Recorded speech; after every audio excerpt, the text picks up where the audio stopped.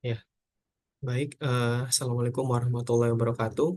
Perkenalkan, saya Muhammad Fikri Ramdan Listiono dari kelas A Hukum Bisnis UGM Kampus Jakarta.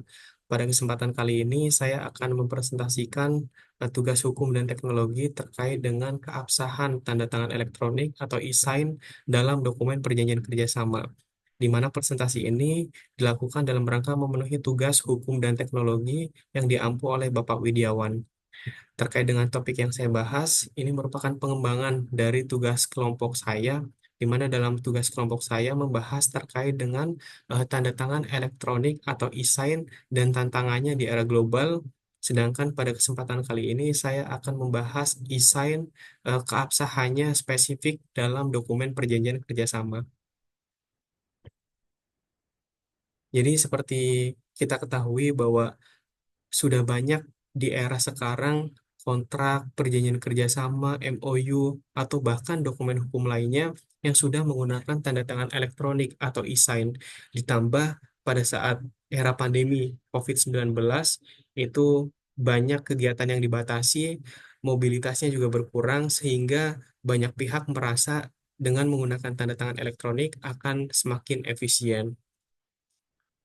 Sebelum membahas terkait dengan tanda tangan elektronik, terlebih dahulu kita harus mengetahui terkait dengan definisi perjanjian.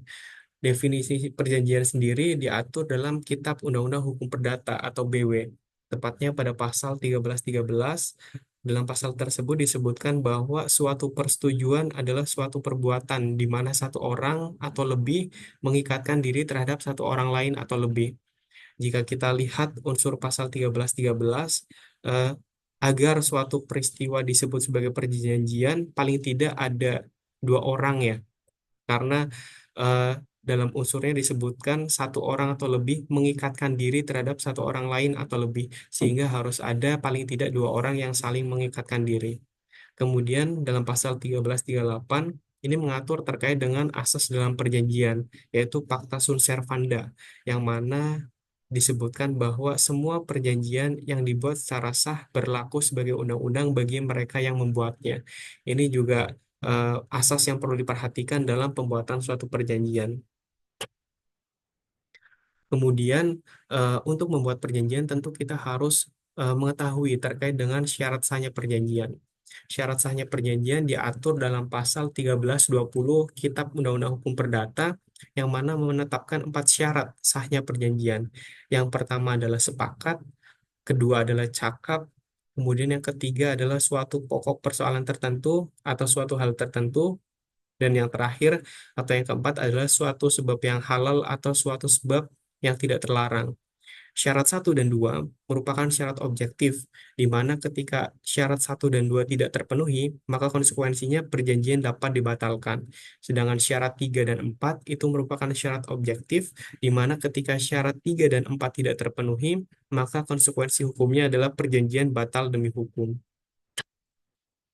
Kemudian terkait dengan e-sign, eh, definisi e-sign sendiri sebetulnya sudah diatur atau diakomodir dalam hukum di Indonesia. Jadi tidak ada kekosongan hukum, justru malah sudah diatur secara khusus bahwa tanda tangan elektronik atau e-sign adalah tanda tangan yang terdiri atas informasi elektronik yang dilekatkan, terasosiasi atau terkait dengan informasi elektronik lainnya yang digunakan sebagai alat verifikasi dan autentikasi.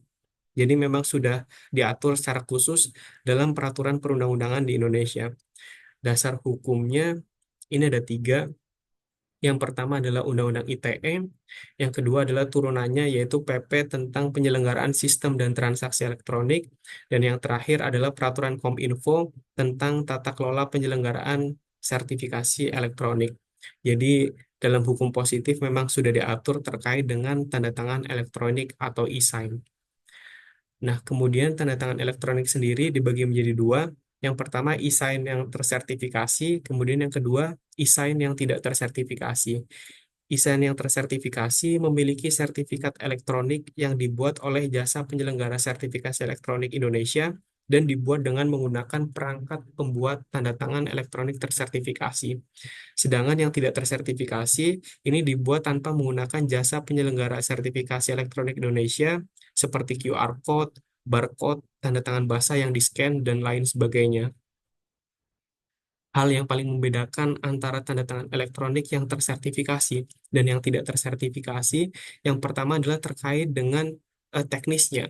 Bahwa tanda tangan elektronik tersertifikasi secara sistem ini memiliki keamanan yang lebih tinggi karena dilengkapi dengan metode penyandian atau kriptografi ya, sehingga memiliki tingkat keamanan yang lebih tinggi, ditambah ada dokumen legalitasnya yaitu berupa sertifikat yang diterbitkan oleh jasa penyelenggara sertifikasi elektronik yang juga diakui oleh pemerintah. Dalam hal ini adalah Kominfo.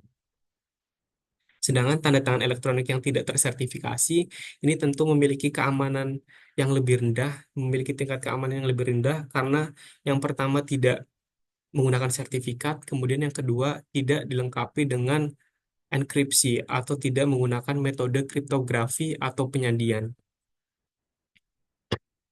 Nah, di sini ada manfaat e-sign. Yang pertama bahwa keabsahan tanda tangan elektronik sama dengan tanda tangan fisik dan diakui dalam persidangan. Jadi sama antara tanda tangan elektronik maupun tanda tangan basah sama-sama diakui dan memiliki keabsahan yang sama. Kemudian memudahkan tanda tangan dokumen secara online tanpa bertemu secara fisik. Jadi lebih efisien baik itu secara waktu maupun tenaga. Kemudian mempermudah proses bisnis dan mempercepat waktu penyelesaian transaksi. Ini juga sama lebih efisien. Kemudian menjaga kerahasiaan dan keamanan dokumen karena dirancang menggunakan metode kriptografi untuk mencegah penipuan. Nah, ini tadi yang sudah saya sampaikan bahwa tanda tangan elektronik juga dilengkapi dengan metode kriptografi. Nah, kemudian terkait dengan keabsahan tanda tangan elektronik. Jadi dalam peraturan perundang-undangan di Indonesia diatur juga mengenai syarat atau dianggap sahnya tanda tangan elektronik apabila memenuhi beberapa ketentuan berikut. Yang pertama, dibuat secara privasi dan hanya diketahui oleh pemiliknya.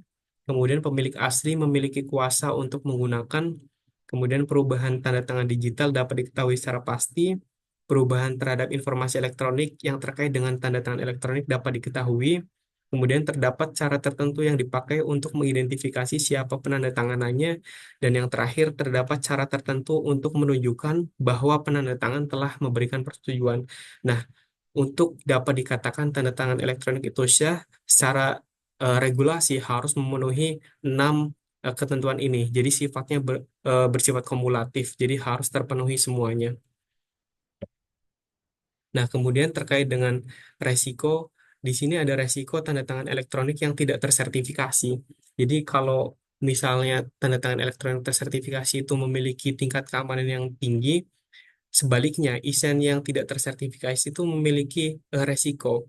Yang pertama, kekuatan hukumnya lemah, kemudian kerentanan terhadap pemalsuan dan penipuan, kesulitan pembuktian di pengadilan, kemudian tidak memenuhi standar keamanan dan privasi, tidak diterima oleh lembaga resmi. Jadi memang selain tingkat keamanannya lemah, kemudian rentan terhadap pemalsuan, tanda tangan elektronik yang tidak tersertifikasi juga tidak diterima oleh beberapa lembaga resmi. Jadi ketika kita mau mengajukan permohonan, perizinan, atau surat apapun itu, baik itu ke instansi pemerintah maupun swasta, terkadang tidak diterima kalau misalnya tanda tangan elektroniknya itu tidak tersertifikasi. Seperti itu.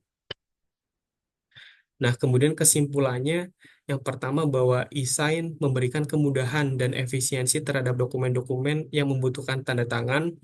Kemudian e-sign terbagi atas tanda tangan elektronik yang tersertifikasi dan tidak tersertifikasi. Kemudian yang ketiga, e-sign yang digunakan dalam dokumen perjanjian kerjasama tetap sah selama memenuhi syarat sebagai tanda tangan elektronik dan memenuhi syarat sahnya perjanjian sebagaimana diatur dalam pasal 1320 KUH Perdata.